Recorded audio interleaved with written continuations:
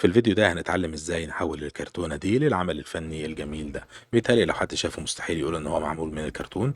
هنعمل البرواز والأرضية والباب والسلم والعجلة والصاج اللي موجود فوق، كل ده من الكرتون. كل واحد طبعا بفينش مختلف عشان يدينا الشكل اللي انتوا شايفينه ده. يلا نشوف هنعملها ازاي. اهلا بيكم، انا عبد الحميد وهوايتي صناعة المجسمات الصغيرة والغريبة. اول حاجة هستخدم الكرتونة دي وبعدين هقطعها للأجزاء بتاعتها. بعد كده رسمت على جزء منهم التصميم بتاعنا، قطعة 17 سنتي عرض في 20 سنتي ومرسوم عليها الباب. المقاسات قدامكم. بعد كده بالمشرط هقطع الجزء بتاع الباب. طبعا عادة بحتاج ان انا اضغط بيه المشرط كذا مرة لحد ما بيتقطع معانا. بعد كده قطعت كمان جزئين من الكرتون بنفس المقاس بتاع القطعة الاولى. بعد كده هستخدم القطعة الاولى وانسخ الباب، وبعدين هقطعه هو كمان. بعد كده هلزق القطعتين في بعض. طبعا انا بعمل كده عشان اعمل عمق للباب بعد كده يتركب فيه.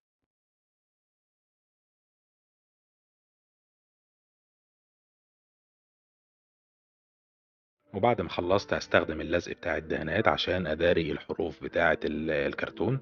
طبعا الحروف بتاعته زي ما انتوا عارفين بتبقى فيها فتحات كده، فاحنا محتاجين ان احنا نداريها. هستخدم اللزق بالطريقة اللي انتوا شايفينها دي، واقفل الاربع اجزاء بتوع الباب. بعد كده هلزق القطعة دي في القطعة بقى بتاعة الظهر. تاني نوع من الكرتون هستخدمه، جبت سكتش الرسم ده. الظهر بتاعه فيه كرتونة اللي هي السمك بتاعها 1 ملي.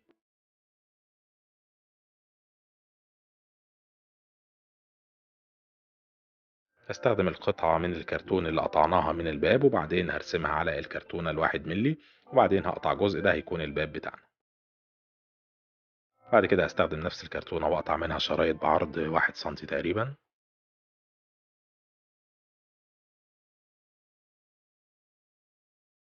بعد كده هستخدم السوبر جلو وهبدأ ألزقهم على القطعة بتاعة الباب.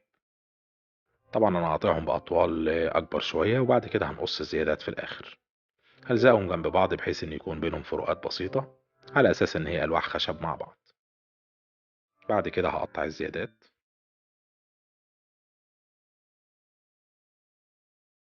وعشان نقوي الكرتونة دي ممكن نسقسق كده الجوانب بتاعتها بالسوبر جلو، بتمتص وبتبقى قوية جدا زي الخشب.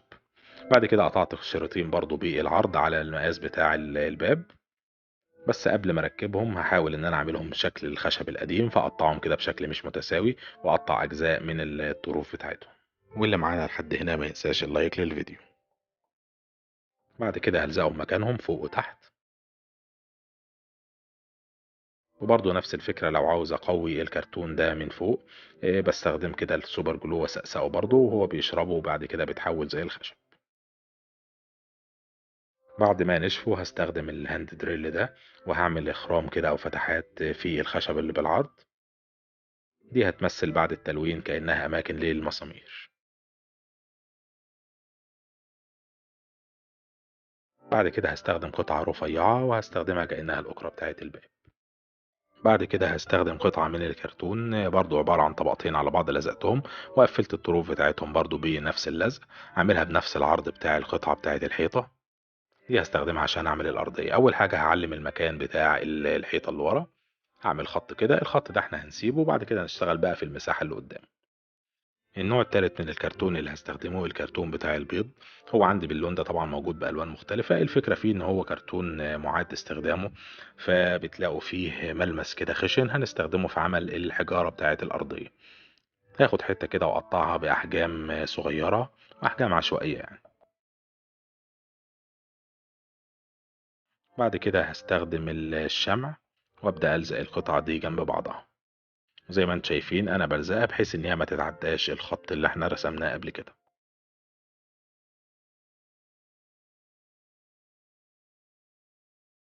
هلزقهم جنب بعض كده بحيث ان يكون ما بينهم فروقات بسيطة.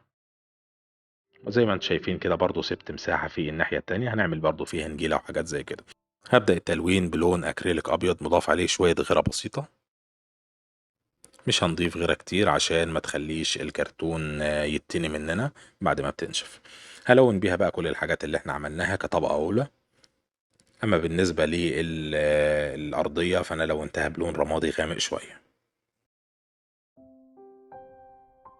بعد كده هلون الحيطة بلون أورنج فاتح.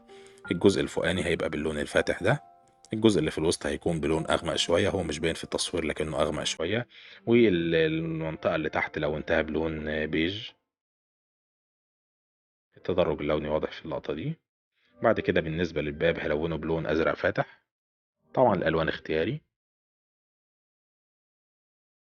بعد كده هستخدم درجات مختلفة من اللون البني، هستخدمها في تلوين الحجارة. الفكرة هنا ان انا بلون كل حجارة، يعني حجارة واحدة بلونها بلون مختلف من درجات البني. ممكن استخدم طبعا اكتر من لون ادمجهم على نفس الحجارة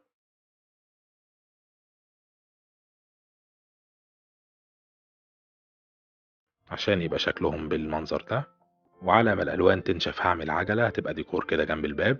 هستخدم الكرتون اللي استخدمها في الاول بتاع سكتش الرسم، وهستخدم اي حاجة مدورة انا لقيت علبة الوان طبعا يكون حجمها مناسب. بعد كده بحاجة حجمها أصغر شوية هرسم دايرة في الداخلية، وبعدين في السنتر رسمت دايرة كمان صغيرة. بعد كده هرسم باقي العجلة. المفروض طبعا الحاجات دي نرسمها بالمقاسات وبالمسطرة، بس أنا بحب أشتغل كده يدوي. بعد كده هنقطعها بالمشرط، هقطع المثلثات اللي أنا بعلم عليها دي، وهنقطع برضو الدايرة من بره عشان يبقى ده شكلها. بعد كده هستخدم نفس العجلة دي في اني ارسم عجلتين تانيين بنفس الحجم، وبعدين هقطعهم. طبعا الفكرة ان الكرتون ده السمك بتاعه 1 ملي، فمش هينفع انه يبقى طبقة واحدة بس، فعشان كده عملت 3 طبقات على بعض. هلزقهم في بعض بالسوبر جلو زي ما قلت. لو حبينا نقوي الطروف هسقسهم بالسوبر جلو. وبفكركم تاني ما تنسوش اللايك للفيديو.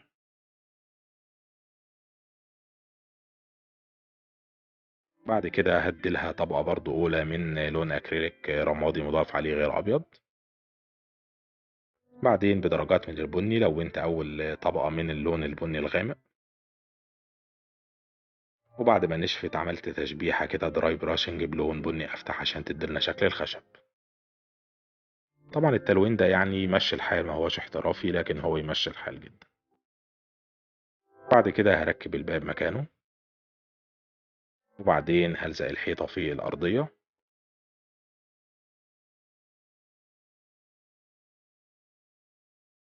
وبعد كده آخر خطوة في تلوين الحجارة على الأرض عملت دراي براشنج تشبيحة كده باللون الأبيض، هيوحد اللون وهيخفف لنا الدرجات والاختلاف ما بين الدرجات بتاعة البني. بعد كده هنستخدم النجيلة دي احنا عملناها في فيديو قبل كده، في فيديوهات تعليم الديوراما، هتلاقوا اللينك بتاعه في الجنب قدامكم تقدروا تتفرجوا عليه. هقطع الورقة دي، وبعدين هقيس على المقاس بتاع القطعة المستطيلة اللي احنا سبناها، وبعدين هلزقها بالشمع. ولو في حتت ناقصة زي ما انتوا شايفين كده هكملها برضو بالنجيلة بنفس الطريقة. بعد كده هستخدم قطعة تانية من النجيلة والزقها برضو فوق الطبقة الأولى. هتعللنا النجيلة شوية على أساس إن الأماكن دي فيها نجيلة طويلة شوية. وبعدين هلزق قطع نجيلة برضو صغيرة ما بين الصخور هتدينا شكل كويس.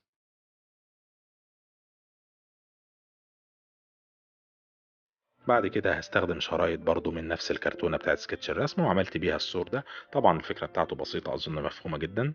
وبعدين لونته بنفس طريقة العجلة، بس اديت في الآخر طبقة برضو من الأبيض عشان تخلي لنا شكله إن هو قديم.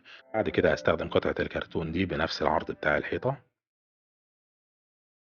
هستغل إن الكرتون بيكون فيه التعريج اللي قدامكم دي. بعد كده هفصل الطبقتين دول عن بعض، وبيتفصلوا بسهولة، بس ناخد بالنا بس عشان الكرتونة ما تتقطعش عشان يبقى ده شكلها. طبعا في اجزاء ما اتفصلتش كويس، فهستخدم حاجة زي ابرة او كده، وبعدين ادخلها كده في الفتحات، وبعدين اشيل الطبقة الخفيفة اللي موجودة دي عشان يبقى شكلها بالمنظر ده. وبعدين عملت لها قاعدة من حتة كرتون عشان تبقى قوية شوية.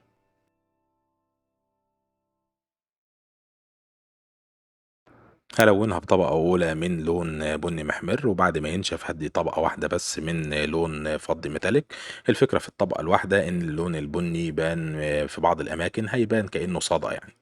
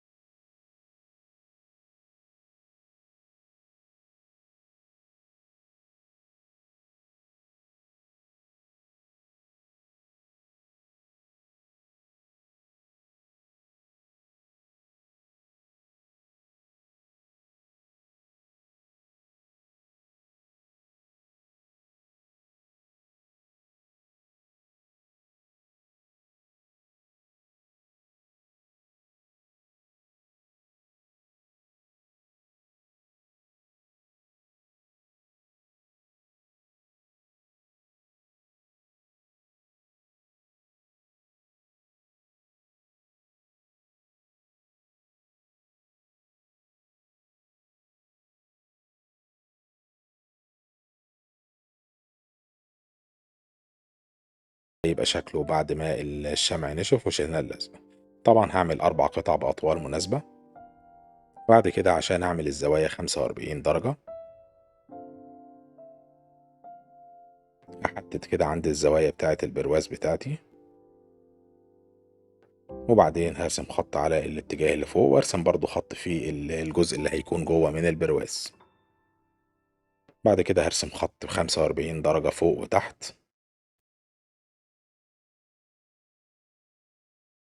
وبعدين هقطع الجزء اللي أنا علمته ده طبعا بيكون الجزء الداخلي من البرواز. هقطعه بالمشرط وبيتقطع بسهولة.